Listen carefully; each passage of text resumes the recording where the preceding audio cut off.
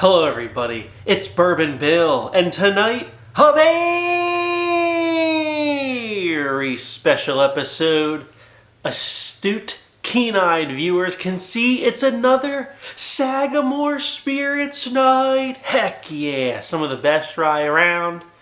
Hope you're as excited as I am to dive into the latest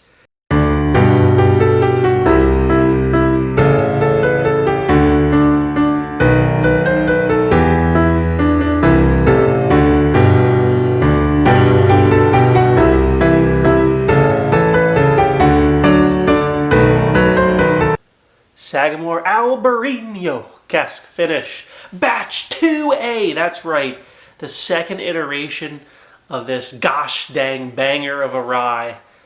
Cannot wait to talk about it. Okay, so I didn't do an official review on like the Albarino Batch 1, but I did do a video, and I'll try to link it above if I can find it. I did like a new ryes I'm drinking now kind of deal, because I didn't think anyone would care, but although these are some of my least watched videos, some of you do comment and care about the distillery exclusives that you may or may not be able to get, depending on when you watch the video. So, let's back up to old Albarino Cask 1, which big courtesy of my brother-in-law, because my bottle's long gone because it was so delicious I drank it. But he kept his, he just opened it last week. So, you know, the air time here, pretty similar, okay? So this one hasn't been open a long time. Some differences in the labels I'd like you to notice. The new one just has that new, you know, more modern, just Sagamore. The old one says Sagamore Spirit. Other than that, they both share, you know, the same coppery gold distiller exclusive header bar. And they both show the same, you know, well, wait, the picture is slightly different. Very nice touch, Sagamore. I thought it was the same for a second, but there's a different little, you know, I don't know, vanilla looking flower here on the side. It's a little bit different. Now, Batch 1 does say a blend of straight rye whiskeys for Batch 1. Okay, a blend of straight ryes made up of Maryland and Indiana. So this is Sagamore's own distillate from Maryland and some MGP from Indiana sprinkled in. And again, this is Batch 1. This was probably last year. It's probably a year ago now that this one came out. Proof, 101 proof. Compute, 50.5% alcohol by volume on this bad boy. It was 4-year-old rye whiskey aged for 2 years and 9 months in Albarino barrels. That was Batch 1. Okay, just some flavor profile notes just for you. Lemon poppy seed cake, orange blossom honey, candied nuts, tropical fruit, vanilla, and baking spices. Sounds good, and it was quite good. And we'll even do a few tasting notes for you tonight. But Batch 2 is what you're here to talk about tonight. Couple distinct differences. Number one, the proof. 103 proof. Compute 51.5% alcohol by volume. 2 proof points higher. Let's take a quick peek at the distillery.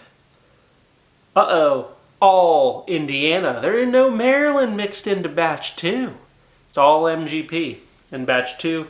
And we get aged 4-year straight rye whiskey. Okay, so that's the same, but aged 3 years and 6 months in an Albarino barrel. So this is 9 more months than the first finish.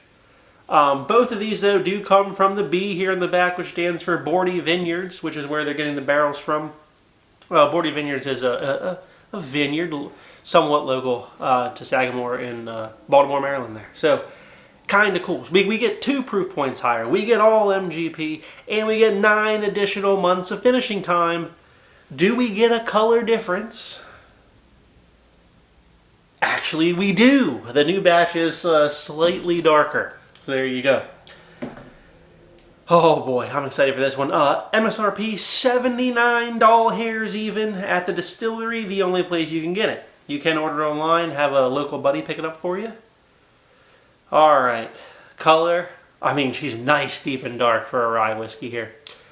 So total on this bad boy, though, is going to be, what, 7.5 years old, including the aging time. That's a nice old rye whiskey there. Let's give it an, before we give you the notes, the bottle of the new one, you know, what's the difference, right? Tasting notes, this says key lime pie. Oh, okay. Orange blossom honey, candied nuts, tropical fruit, vanilla, and aromatic baking spices. So the baking spices are now aromatic, and they've added key lime pie. That's the difference you're going to get from reading the front. So not a ton. It's the same vineyards barrels. It's all Albarino. A little bit higher proof, a little bit different mix of distillate, and a little bit longer aging time. All right, on the nostrils, what are we getting? Good Lord, I could drink this all day. Oh my God, does that smell delicious. I get this thick, it's thick smelling, okay? It is the thickest smelling rye I've smelled in a long time. I'm getting just a ton of fruits on this. You know, they said tropical fruits. I'm here for that, okay? This is like, wow. It's like tropical. It's like cherry, oranges. I get some lemon in here. If I think key lime, I do smell a key lime pie, but I don't know that on prompt that I would think of that. But if you think key lime pie, you go, does kind of smell like a good diner key lime pie. I'm getting some maple in here, some cherry. I'm also getting the vanilla and like toasted nut notes there. It's very good. I mean, this is a phenomenal rye on the nose. Let's take a sip.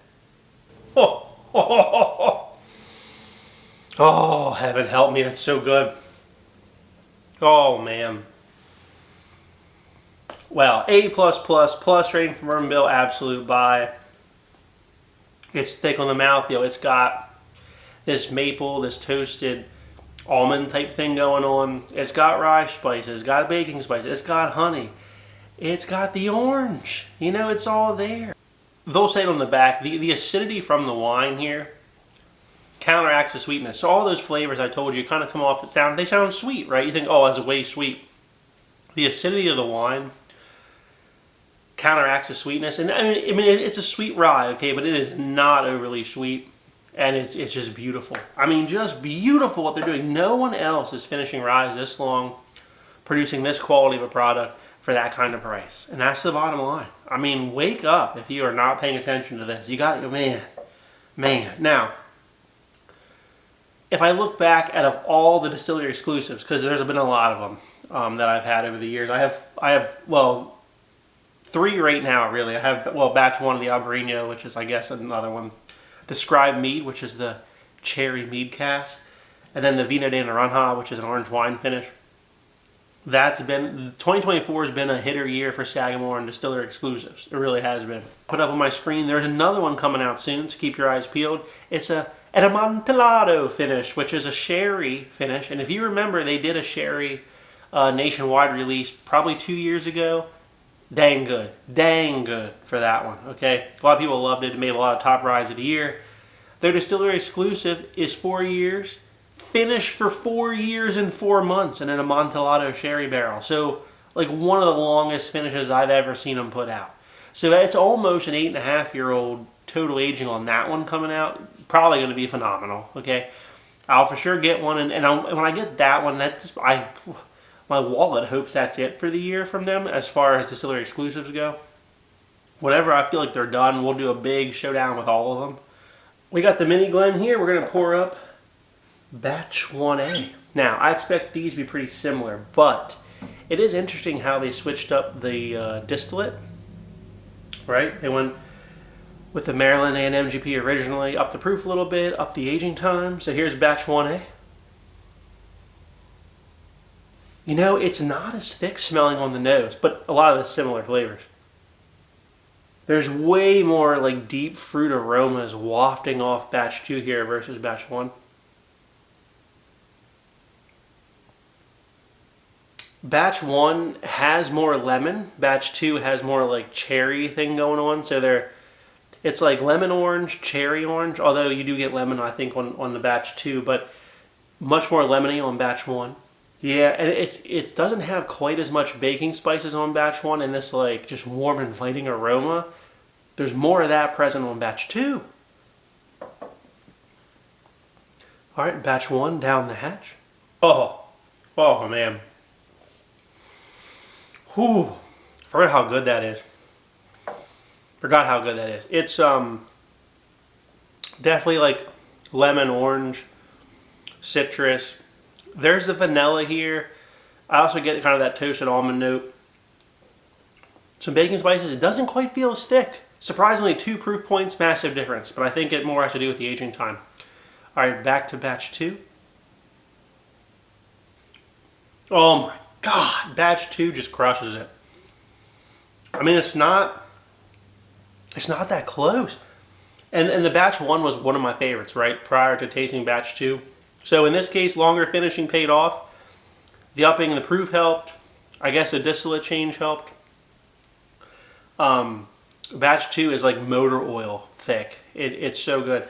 It's a lot better, I think, than batch 1, even though I like them both. Again, very similar flavors, but batch 2 just got a little bit of maple coming in there on batch 2. Bigger, darker, bolder, stronger flavors all throughout. And it's got more of like a cherry, tropical fruit thing with the orange versus just kind of lemon and orange on the other one. Previous favorite, I guess as of currently lately, prior to the Albarino, was my video, go watch it, the Scribe Mead cask finish. In case you missed it, which is dumb of you, go watch it. This one was 110 proof, compute 55% alcohol by volume, 4 to 6 year old ryes, aged 2 years and 5 months in a Scribe Mead cask.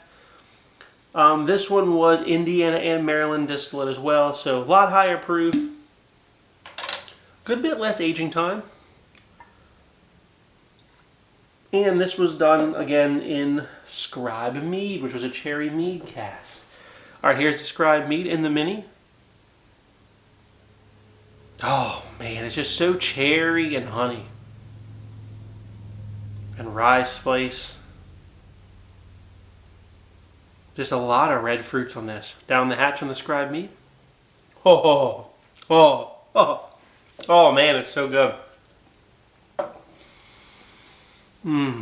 This is going to be so tough. The Scribe Mead is thick like honey. I mean, it's probably thicker than the Albarino even, which is incredible. Wow.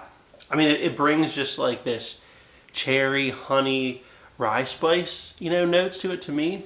What are they saying here? They're saying toasted walnuts, spice finish. Yeah, okay, whatever. It's there. Now, back to the Albarino batch 2. There's just something about the nose on the Albarino that's just utterly fantastic.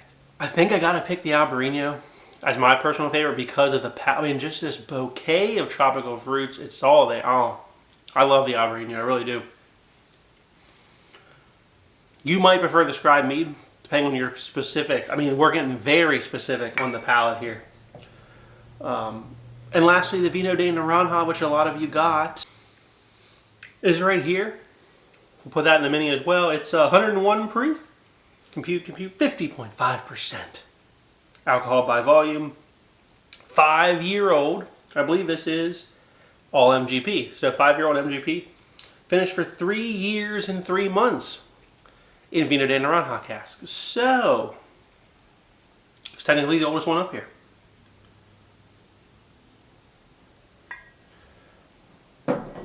All right, the Vino de Naranja.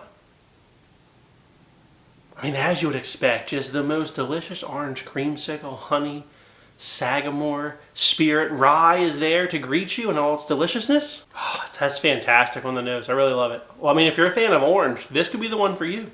Down the hatch. Man, is that killer. Man, is that killer.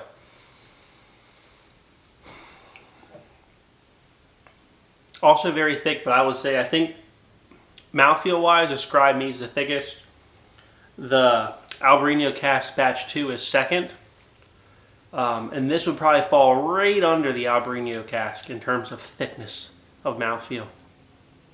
Alright, back to the Albarino. For me, the Albarino batch 2 wins tonight. For all of them, knowing what it is, we'll do it blind. I said once we get the sherry, once we get the Amontillado.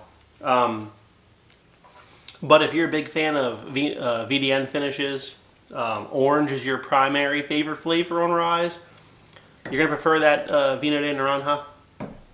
If you're a cherry honey guy, going to prefer that Scribe Mead. And if you're just like the best thing you've ever had kind of guy, pick up the Albarino. And yes, Sagamore is not paying me for this video, but they should be. So, Sagamore, go ahead and reach out.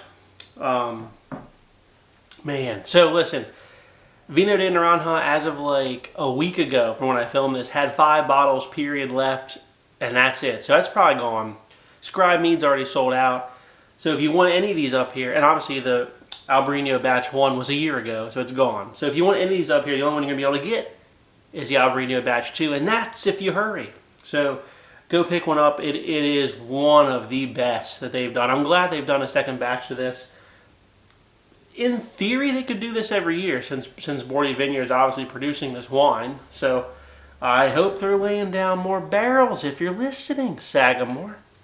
So if you like what you saw, please like, comment, and subscribe. We'll see you next time. Have a good evening, everybody.